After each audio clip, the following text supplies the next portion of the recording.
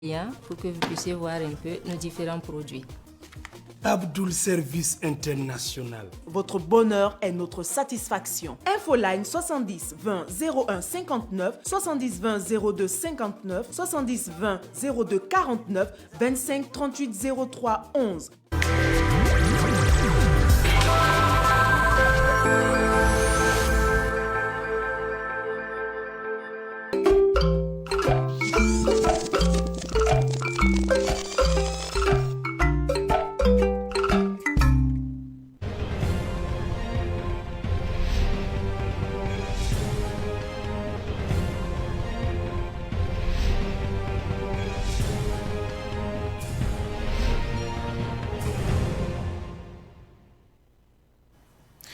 Au sommaire de Savane Midi, désormais une feuille de route consensuelle pour la transition politique au Burkina Faso. La charte constitutionnelle de la transition a été signée par le président Paul-Henri Sandaogo Damiba. C'était au petit matin de ce 1er mars, précisément autour de 2 heures. À 2 heures du matin, à l'issue des assises nationales qui ont débuté hier, plusieurs points du projet de charte ont été révisés. La charte signée prévoit une transition d'une durée de 3 ans, un gouvernement de 25 ministres au maximum et une assemblée législative de transition de 71 membres avec des mandats rémunérés.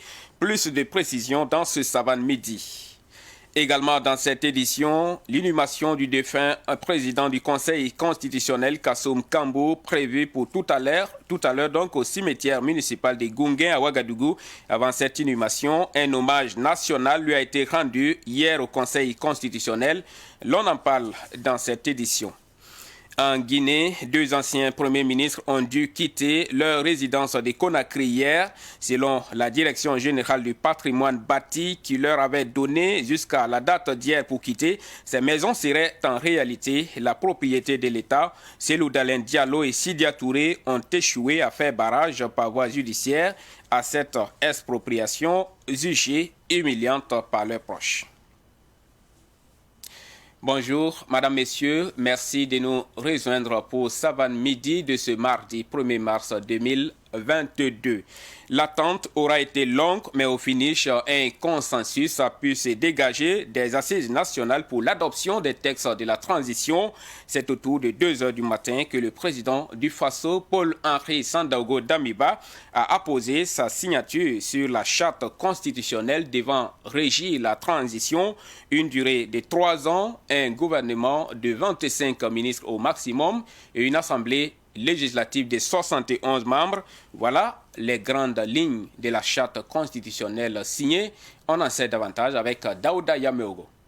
Cette signature de la charte de la transition marque la fin des assises marathon de validation des textes de la transition. C'est le président Paul-Henri Sandaogo Damiba qui a signé au nom de toutes les forces vives de la nation, représentées par 350 porte-paroles. Les discussions ont été très franches et je pense qu'au début, nous nous sommes dit rien ne peut prospérer dans la sournoiserie. Il faut qu'on se dise la vérité, il faut qu'on se parle. Et je crois qu'on s'est parlé, on s'est dit la vérité. C'est vous dire que les conclusions que nous vous offrons sont vraiment le fruit de tout ce que nous pouvions apporter de mieux. Quelques points ont été des points sur lesquels les discussions ont été assez prolongées. C'est le point sur l'inéligibilité des membres des différents organes de la transition. Naturellement, la manière dont les propositions avaient été faites, c'est aussi une rupture qui était proposée. Tous ceux qui ont participé aux organes ne peuvent pas participer aux élections à venir. Naturellement, c'était une très bonne proposition, mais nous avons nos jeunes qui vont apprendre dans ces organes.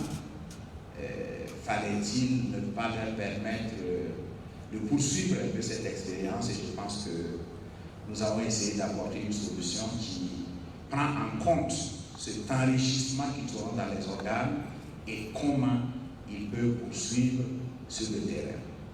La charte de la transition 2022-2025, deuxième du genre au Burkina Faso après celle de 2014-2015, prévoit que la transition dure 3 ans, que le président de la transition, le premier ministre de la transition et le président du Parlement de la transition ne sont pas éligibles aux élections présidentielles, législatives et municipales de 2025. Par ailleurs, le gouvernement de la transition est conduit par un premier ministre civil. Les membres du dit gouvernement ne doivent pas être plus de 25. Le Parlement, qui est l'Assemblée législative de la transition, compte 71 membres, soit une augmentation de 20 membres par rapport à la proposition de la commission technique. De la même façon, les forces vives ont adopté la mesure de la rémunération des députés, contrairement à la gratuité du mandat proposé par la commission technique. Et l'insécurité qui est toujours d'actualité, attaque hier du détachement mixte de Toeni dans la province du Sourou, région de la boucle du Moun. Dans un communiqué, l'état-major général des armées indique que 2 véhicules bourrés d'explosifs ont tenté de s'infiltrer dans le camp.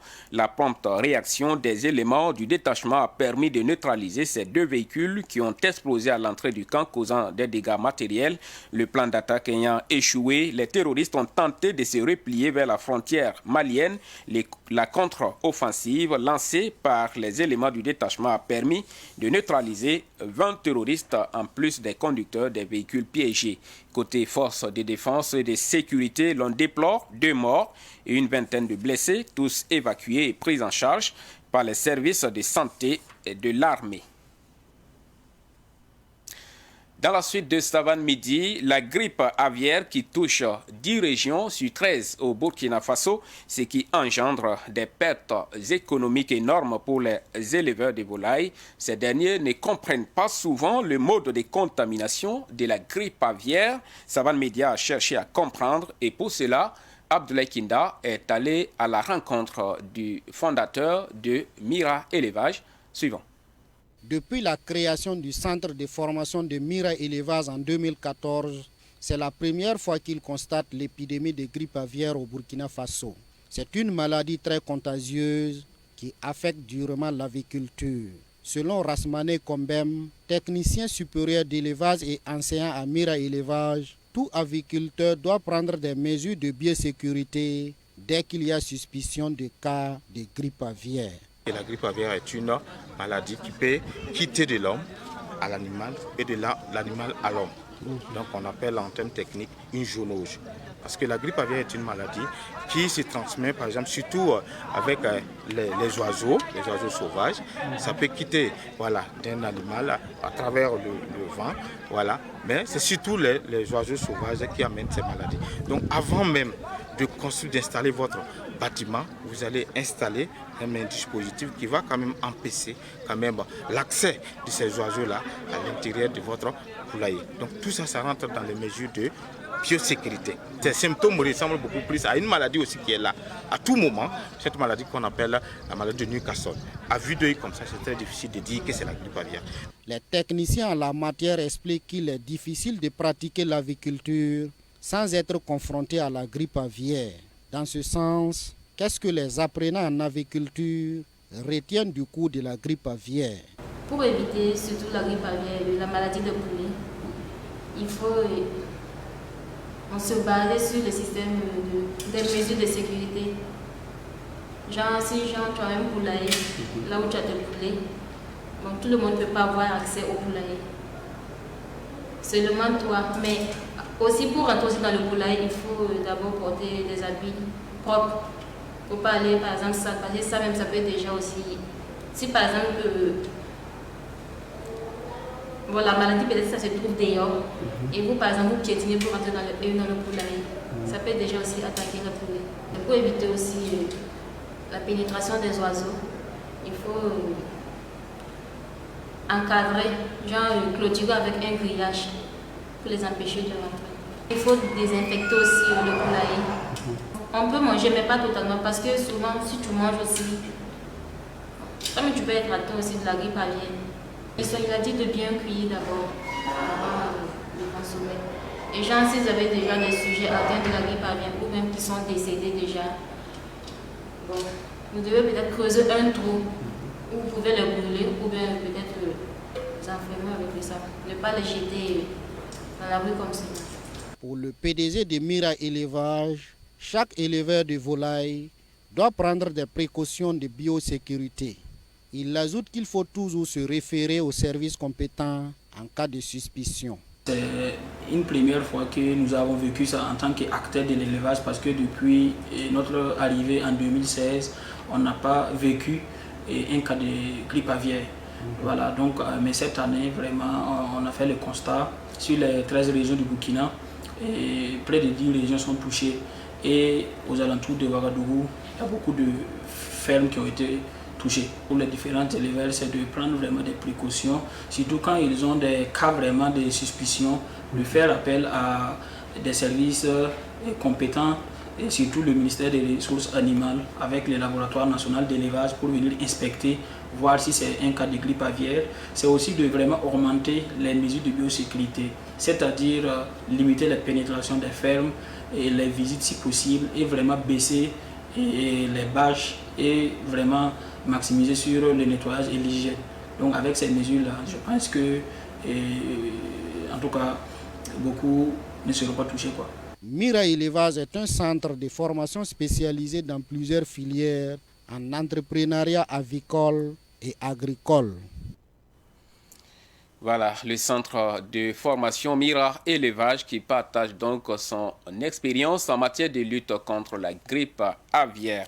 Dans la suite de cette édition, depuis le 25 mars dernier, se tient la deuxième édition de la grande foire de Savane Média. Cette foire qui vise la promotion des produits locaux accueille un grand nombre d'exposants venus de l'intérieur du pays, mais aussi de pays de la sous-région.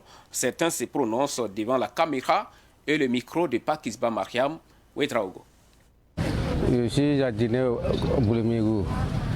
Nous avons une coopérative qui s'appelle Coopérative Sougounmouma de Boulomiérou. Nous produisons les fraises, salades, choux, carottes, gaba, oignons, céleri, maths, tout, salade laitée, batavia, etc. Ce que nous avons exposé ici comme plantes, c'est sous hors sol. On a eu des formations sur ça, nous avons formé. Donc c'est pour cela que nous on a appliqué, c'est ça qu'on a ramené ici pour présenter au phare. On n'est pas venu parce que c'est de l'argent, mais c'est pour faire savoir aux gens que les fraises, tous les produits que vous voyez là, peuvent se faire à hors sol. Quel que soit si c'est dans pot, dans les barriques, quelle que soit le matière, on peut faire ça dans hors sol. Styliste, modéliste. La marque c'est Yaku Design, entre parenthèses Rendement Belle, depuis Abidjan. Je suis venu à l'occasion de la foire du 8 mars que Savane a lancée. Alors nous avons décidé comme ça de se mobiliser pour venir participer à la foire, pour présenter nos œuvres, ce qu'on a pu créer pour nos mamans à l'occasion de la fête du 8 mars. À Abidjan, Burkina, ce n'est pas une mince affaire, mais on peut dire que c'est le même pays.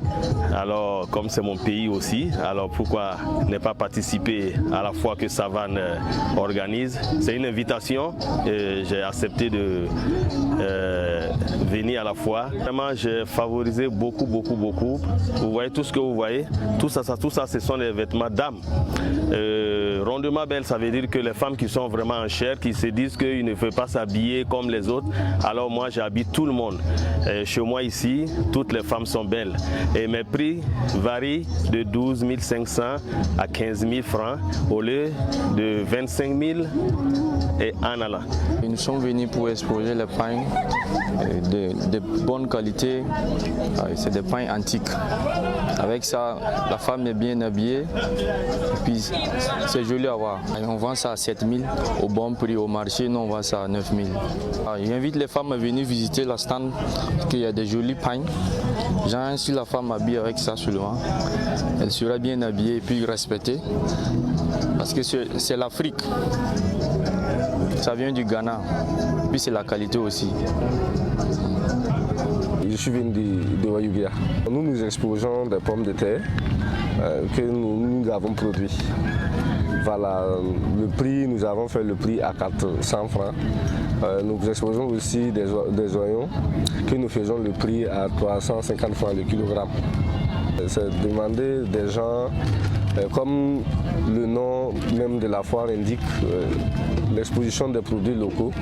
Comme c'est des produits que nous produisons ici, nous invitons en tout cas à la majorité des gens de participer, de venir à la foire, de venir découvrir des produits, des productions du Burkina Faso, si je peux le dire.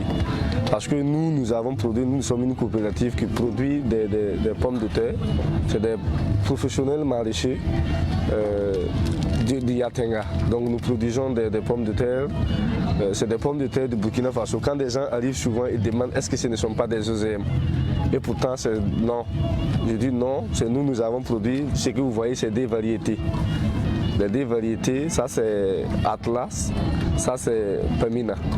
Ce qui veut dire que vraiment c'est des pommes de terre que nous produisons ici et qui doivent aussi être consommées par les Burkinabés. On vient de la Kossi Nouna, on vend la pâte d'arachide, le Sumbala, le Fonio, le couscous de Niébé, arachide enrobé, il y a caramel. Voilà. Notre spécialité c'est la pâte d'arachide. On a les pots de 500, les pots de 2500, et les pots de 5000, de 7500 et de 25 000. Voilà. Pour le fonio, le kilo c'est un précuit comme non précuit, c'est 1100 francs. Il y a la farine de fonio qui est 1100 francs également. Le couscous qui est 800, couscous de maïs jaune. Le couscous de niébé, ça c'est 1000 francs. Voilà. Le sumbala, ça c'est 500. Caramel aussi c'est 500. Vraiment, notre arachide, on lave proprement, on trie toutes les mauvaises graines avant de torréfaire et puis faire la pâte. Voilà, la qualité en tout cas est bien, il y a l'hygiène et tout. Voilà, nous sommes rigoureux pour ça. On a une unité de transformation que l'OCADES nous a construit à hauteur de, bon aujourd'hui là, 20 millions et quelques. Voilà, donc on a on a notre propre machine, voilà, on écrase là-bas. Voilà, on croit que vraiment la propriété y est. Les Koundé 2022 se tiendront le 25 novembre prochain au lieu d'avril comme à l'accoutumée. L'annonce a été faite hier par le commissariat général des Koundé qui a dressé par la même occasion le bilan des 20 dernières éditions. Issa Oumarati.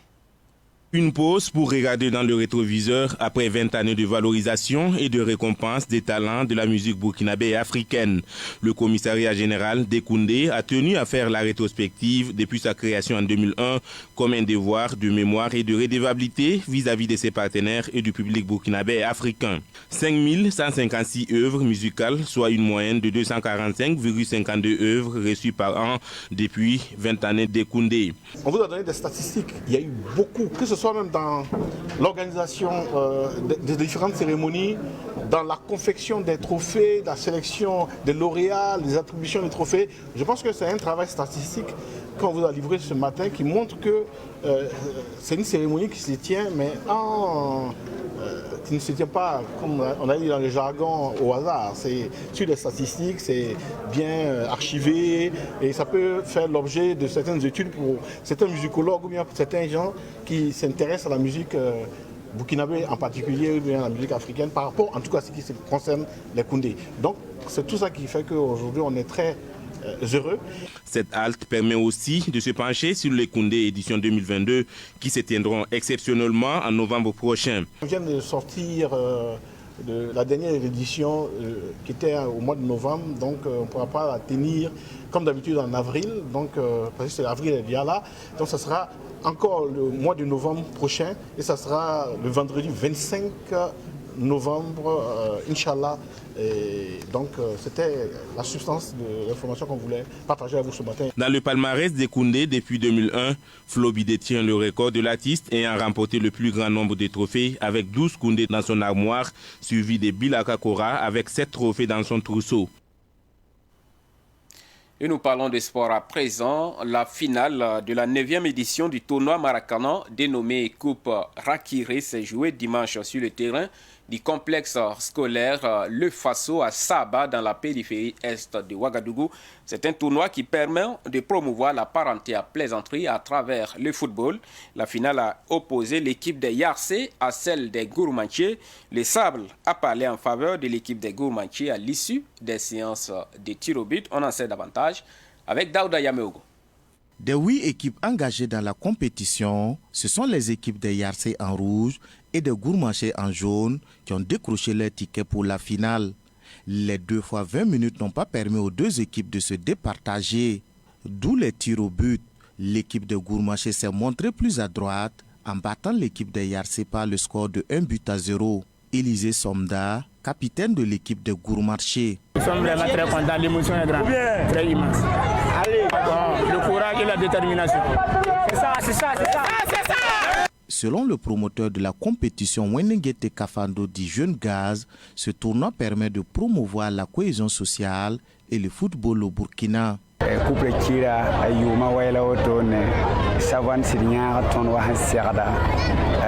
Il y a de cela 9 ans que nous organisons la Coupe Rakiré. Savane Média et d'autres bonnes volontés m'accompagnent. Cette 9e édition s'est bien passée sans incident. La Coupe Rakiré vise la promotion du football des jeunes et la cohésion sociale.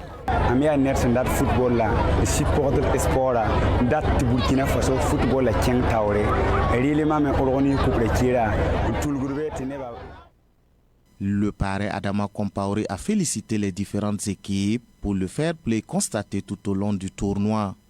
L'esprit de Rakiré, franchement, on l'a si bien joué et ça s'est bien passé. Il y a eu le fair play et je pense que c'est la cohésion sociale, ça nous unit davantage et c'est encore meilleur. J'ai trouvé la compétition excellente et je pense que la 10e édition sera plus meilleure que la 9e. Les dames de Koupela et celles de Zorgo ont également chaussé les crampons pour promouvoir la parenté à plaisanterie par le football. En cyclisme, Paul Domon de l'AS Bessel a remporté dimanche dernier sur l'avenue Charles de Gaulle la 5e édition du Grand Prix 14 de l'animateur et ancien cycliste El Hadj Boubacar Thiam-Touré. Il a bouclé les 132 km en 3h21 avec une vitesse moyenne de 39 km/h. C'est sa deuxième victoire dans ce Grand Prix. Les précisions de Daouda Yameogo et de Zakaria Kaboré.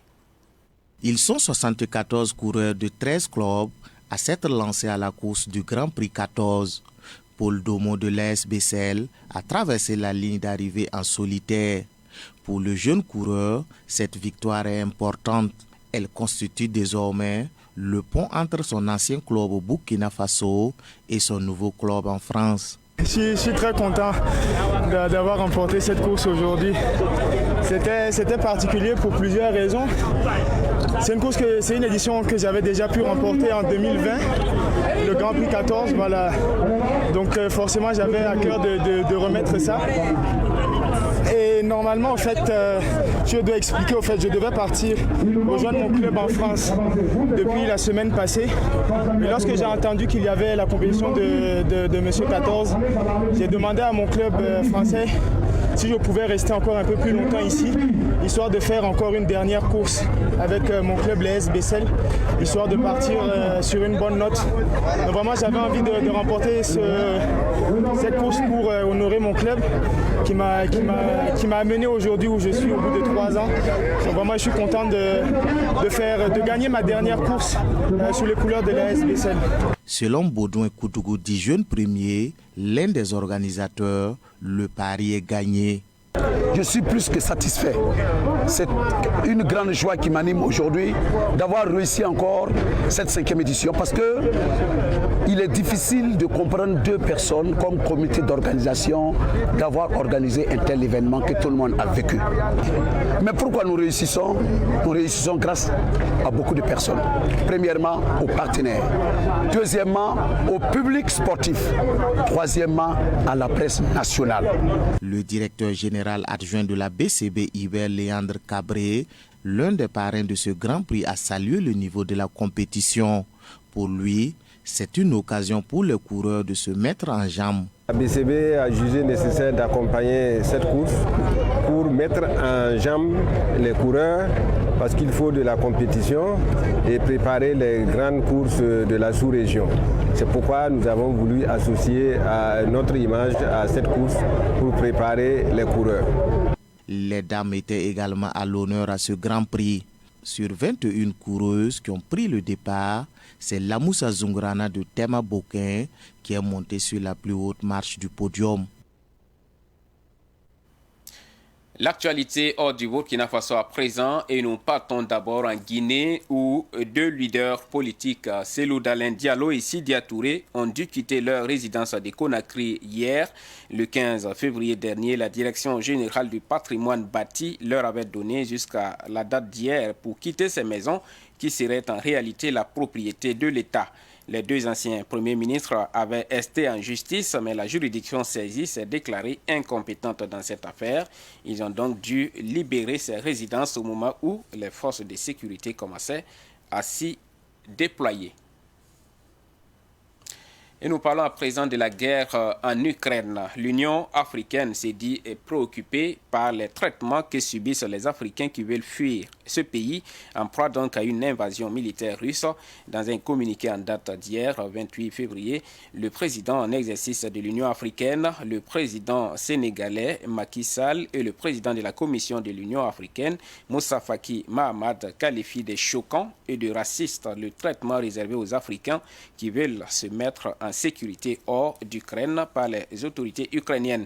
Les deux présidents rappellent donc les autorités ukrainiennes que toute personne a le droit de franchir les frontières internationales pendant un conflit. Ils les exhortent à protéger toute personne qui fuit la guerre sans distinction de race ni de nationalité. Et nous terminons par cette page triste. Le défunt président du Conseil constitutionnel, Kassoum Kambou, a été conduit à sa dernière demeure au cimetière municipal de Gounguin à Ouagadougou. Avant cette inhumation, un hommage national lui a été rendu hier au Conseil constitutionnel. Retour sur cette cérémonie d'hommage avec Fatih Sankara. L'instant est aussi émouvant pour la famille judiciaire que biologique du défunt président. C'est le dernier hommage à Kassoum Kambou du corps judiciaire dans la salle d'audience du Conseil constitutionnel.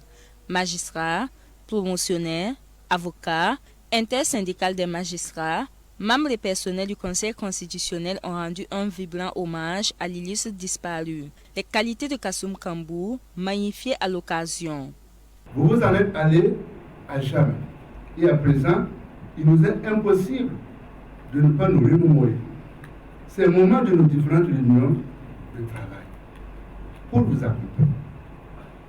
Monsieur le Président Kassoum Kambou, vous aviez ce sens de l'humour avec lequel vous saviez nous entretenir, surtout lorsque les heures du jour étaient chargées et nos ménages bien fatigués. Que dire des anecdotes dont vous seul déteniez le secret et vos taquineries qui n'épargnaient personne, mais qui donnait une bonne ambiance de travail. Monsieur le Président Kassoum Kambou, tout cela va nous manquer, car tout cela est bien fini. Le travail abattu par le défunt magistrat de grade exceptionnel est apprécié au-delà des frontières du pays des hommes intègres. Le président de la Cour de justice de l'UOMOA et celui de la Cour constitutionnelle du Bénin et leur délégation ont relevé les qualités de l'homme. À l'international, l'on retient un homme intègre, travailleur, disponible et rigoureux. La vie est ainsi faite que nous devons nous incliner. Mais nous incliner devant ce qu'il fut et devant ce qu'il restera pour toujours. Un homme plein, un homme complet, un homme entier, un Africain convaincu, un Africain digne.